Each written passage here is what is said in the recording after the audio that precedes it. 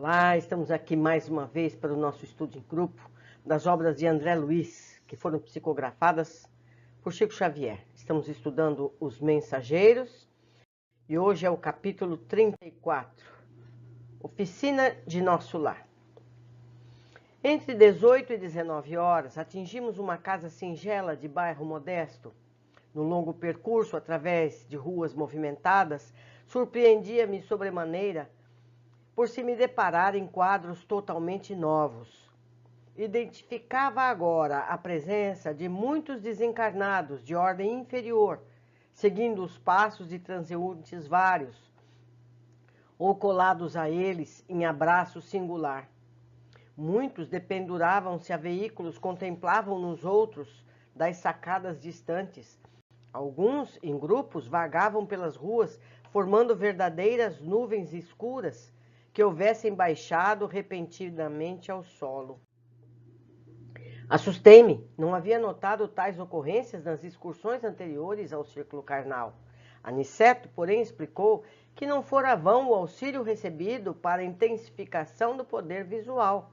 Estávamos em tarefa de observação ativa, com vistas ao aprendizado. Está explicado. Não dissimulava, entretanto, a minha surpresa. As sombras sucediam-se umas às outras, e posso assegurar que o número de entidades inferiores, invisíveis ao homem comum, não era menor nas ruas ao de pessoas encarnadas, em contínuo vai e vem. Não havia ali a serenidade dos ambientes de nosso lar, nem a calma relativa do posto de socorro de Campo da Paz. Receios imprevistos instalavam-se-me na alma. Desagradáveis choques íntimos assaltavam-me o coração, sem que lhes pudesse localizar a procedência. Tinha a impressão nítida de havermos mergulhados num oceano de vibrações muito diferentes, onde respirávamos com certa dificuldade. Nosso instrutor esclarecia que, com o tempo, seriam dilatados nossos poderes de resistência e que as penosas sensações experimentadas obedeciam a circunstância de ser aquela a primeira vez que descíamos ao ambiente da crosta em serviço de análise mais intenso. Recomendávamos bom ânimo e, sobretudo, a conservação da fortaleza mental, antes quaisquer quadros menos estimáveis, que nos defrontassem de imprevisto. A eficiência do auxílio, exclamava ele, necessita educação persistente. Não seria possível ajudar alguém prendendo-nos às fraquezas de qualquer espécie. Os conselhos de Aniceto acalmavam-nos a alma surpreendida e inquieta, e eu tudo fazia no íntimo para ajustar-me aos alvitres do bondoso orientador, mesmo porque, asseverava ele, que diversos companheiros adiavam nobres realizações em virtude das manifestações de injustificável receio. Aquela residência de aspecto tão humilde que alcançávamos agora proporcionava carijosa impressão de conforto. Estava lindamente iluminada por clarões espirituais que recordavam precisamente nossa cidade tão distante. Fundamente surpreendido, reparei que o nosso orientador se detivera. Notando a nossa admiração, Aniceto indicou a casa pobre e falou: teremos aqui o nosso refúgio. É uma oficina que representa nosso lar. Profundo assombro empolgou-me o íntimo, mas não tive ensejo de indagações. Precisava seguir um instrutor, que tomava a direção da casa pequenina. Aproximamo-nos do jardim, que rodeava a construção muito simples, e estupefato observei que numerosos companheiros espirituais assomavam à janela, saudando-nos alegremente. Que significava tudo aquilo? De outras vezes visitara minha cidade, meu antigo lar, mas nunca vira tal coisa. Aniceto compreendeu minha perplexidade e explicou: os irmãos que nos saúdam são trabalhadores espirituais que se abrigam nesta tenda de amor. Um cavalheiro muito simpático e acolhedor abriu-nos a porta. Esse pormenor foi outra coisa imprevista. Tal não sucedia quando voltava à minha velha casa terrena. As portas cerradas não me ofereciam obstáculos. Ali, porém, vigorava um sistema vibratório de vigilância que eu não conhecia até então. Nosso instrutor envolveu o anfitrião num abraço amistoso, apresentando-nos em seguida. Aqui, meu caro Isidoro, disse a indicar-nos carinhoso, são os nossos amigos Vicente e André, novos cooperadores de serviço em nosso lar. Muito bem, exclamou Isidoro, abraçando-nos. Nossas atividades precisam de trabalhadores operosos. Entrem. E acrescentou o hospitaleiro. A casa pertence a todos os cooperadores fiéis do serviço cristão. Era a primeira vez que eu via uma entidade espiritual com tão segura chefia de uma casa terrestre. Penetramos o ambiente modesto. Altamente surpreendido, reparei o interior. A paisagem material mostrava alguns móveis singelos, velhos quadros a óleo nas paredes alvas, velha máquina de costura movimentada por uma jovem, apresentando 16 anos. Um rapazote de 12 anos presumíveis, atento a cadernetas de exercícios escolares. 3 crianças de 9, 7 e 5, aproximadamente. E como figura central do grupo doméstico, uma senhora de 40 anos, mais ou menos, tricoteando uma blusa. Notei, porém, que a fronte do tórax, do olhar e das mãos dessa senhora irradiavam luz incessante, que não me permitia sofrer minhas impressões admirativas. Aniceto designou-a respeitoso e falou. Temos aqui a nossa irmã Isabel. Para os olhos humanos, ela é viúva de Isidoro, mas para nós é uma servidora leal nas atividades da fé. Reparei que Dona Isabel parecia, de algum modo, registrar a nossa presença, acusando certa surpresa no olhar, mas Aniceto adiantou-se esclarecendo. Nossa amiga é senhora de grande evidência psíquica, mas os benfeitores que nos orientam os esforços recomendam não se lhe permita a visão total do que se passa em torno das suas faculdades mediúnicas. O conhecimento exato da paisagem espiritual em que ela vive talvez lhe prejudicasse a tranquilidade. Isabel, portanto, apenas pode ver, mais ou menos, a 20ª parte dos serviços espirituais em que colabora de modo direto. Isso é muito importante, esse trecho. Vamos estudá-lo mais tarde, lá no fim. A essa altura, Isidoro nos indicou pequena sala ao lado e falou a Aniceto em particular. Desculpe-me se não lhes posso acompanhar no repouso necessário. Descanse, contudo, à vontade. Tenho serviços urgentes na recepção de outros amigos. Nosso mentor agradeceu comovidamente e, acompanhando, alcançou modesto salão, pobremente mobiliado, mas quase repleto de entidades envolvidas em conversação edificante. Confortadoras luzes brilhavam em todos os recantos. Havia ali um velho relógio, tosca mesa de grandes proporções, uma dúzia de cadeiras e alguns bancos rústicos. A claridade espiritual reinante, todavia, era de maravilhoso efeito. Muita gente esclarecida e generosa do plano invisível aos humanos aí se reunia. Aniceto cumprimentou os grupos que lhe eram mais íntimos de modo especial. Apresentou-nos com bondade de sempre. Sentindo-nos admiração, esclareceu. Quando nos vimos mais a sós, num canto do salão. Estamos numa oficina de nosso lar. Isidoro e Isabel edificaram-na num ato de heroísmo e fé, tendo saído de nossa cidade para essa tarefa. Vai para mais de 40 anos. Graças a Deus, ambos têm vencido galhardamente árduas provas e mantêm seus compromissos corajosamente em serviço na crosta. Há 3 anos voltou ele para a nossa esfera. Contudo, graças ao altruísmo da esposa e aos vínculos de amor espiritual que conservam acima de todas as expressões físicas, continuam estreitamente ligados, como no primeiro dia do reencontro na existência material. Ai, que lindo!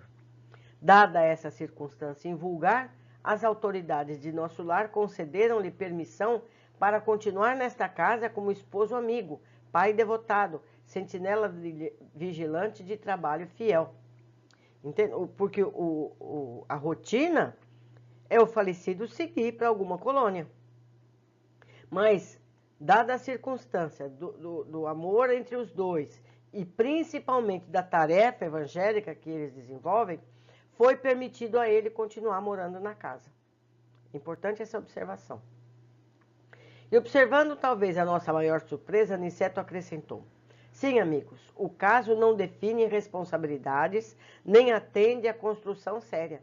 A edificação espiritual pede esforço e dedicação, assim como os navios do mundo necessitam de âncoras firmes para atenderem eficientemente a sua tarefa nos portos. Também nós precisamos de irmãos corajosos e abnegados que façam o papel de âncoras entre as criaturas encarnadas, a fim de que por elas possam os grandes benfeitores da espiritualidade superior se fazerem sentir entre os homens ainda animalizados, ignorantes e infelizes. Olha, foram muitas as coisas que esse capítulo nos deu. Eu não sei se você é capaz de trazer à tona tanta coisa. Mais uma vez eu peço a vocês que observem tudo que eu deixei passar e comentem aí na área de comentários, seja no YouTube, seja no Facebook. Vamos lá.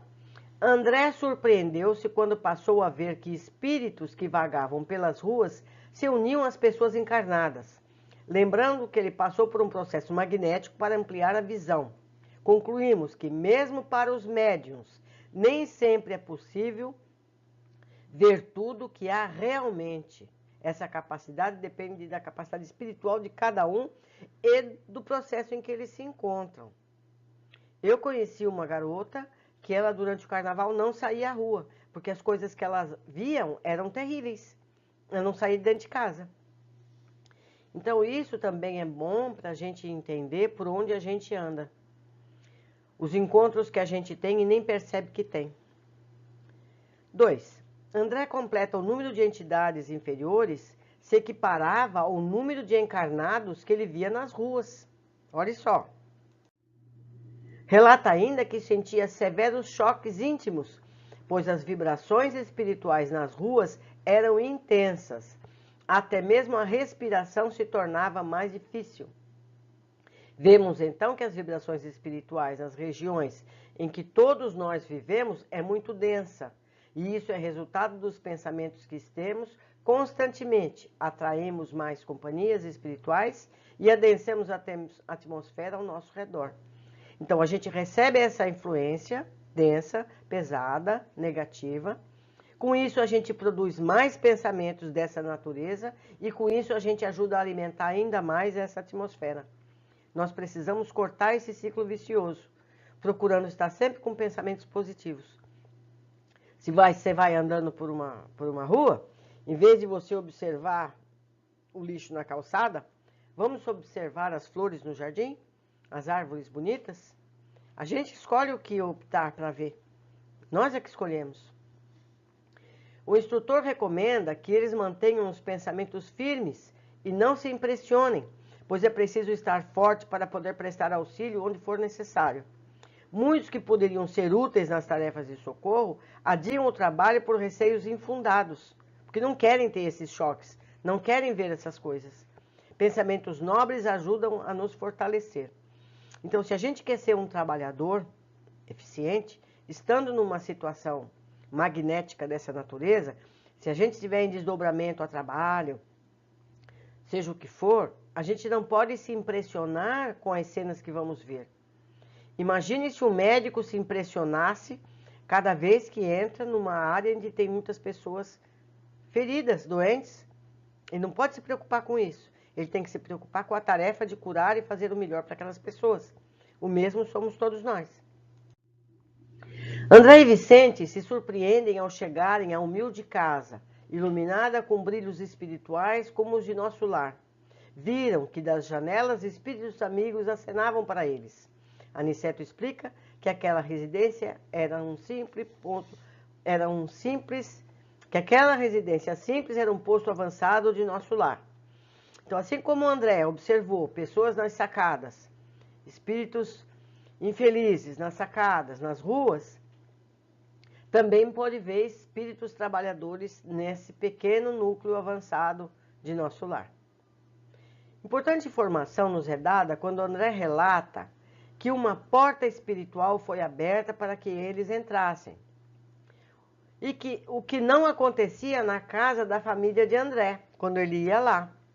Ali ele atravessava a porta física naturalmente, ou seja, os lares protegidos não dão passagem a ninguém que não esteja autorizado. Há uma porta espiritual. O mesmo se dá em todos os locais onde existem as orações sinceras, os templos, os centros espíritas, todos os lugares onde houver sinceridade espiritual para com o Criador, haverá proteção.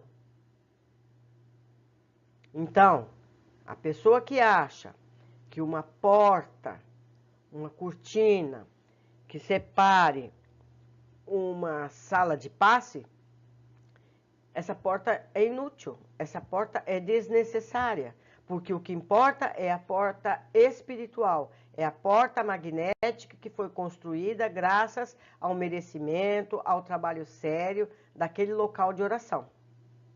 Isso é muito importante. Portanto, desde que tenhamos esse mecanismo, nada entrará em nossos locais de residência ou cultos. As portas físicas de nada adiantam para espíritos. As portas espirituais, sim. Estas dependem de cada um de nós. Aniceto fala sobre a mediunidade de Isabel. Ela tinha evidência, mas a espiritualidade mantinha controle do que ela poderia ou não ver. Concluímos que os médiuns devem ser prudentes com suas afirmativas, pois só tem parcial a ideia do que se passa. Vocês já imaginaram se a Isabel pudesse ver, na casa dela, do seu dia a dia, aquele entra e sai de espíritos, aqueles trabalhos constantes? Ela não teria tranquilidade para o trabalho da vida encarnada, cuidado com seus filhos, o alimento deles, as tarefas diárias e, ao mesmo tempo, a tarefa espiritual simultânea. Então, ela até percebe que tem alguma coisa acontecendo ali, mas ela não vê tudo. Isabel e Isidoro, família de poucos recursos, construíram um singelo centro espírita no salão anexo à residência pobre. Isidoro deixou o mundo físico, mas lhe foi permitido seguir com o trabalho espiritual junto da esposa. Eu achei isso muito interessante. É isso, meus amigos, terminamos mais um capítulo. Aguardo os comentários de vocês ansiosamente. Um grande abraço, até a próxima oportunidade.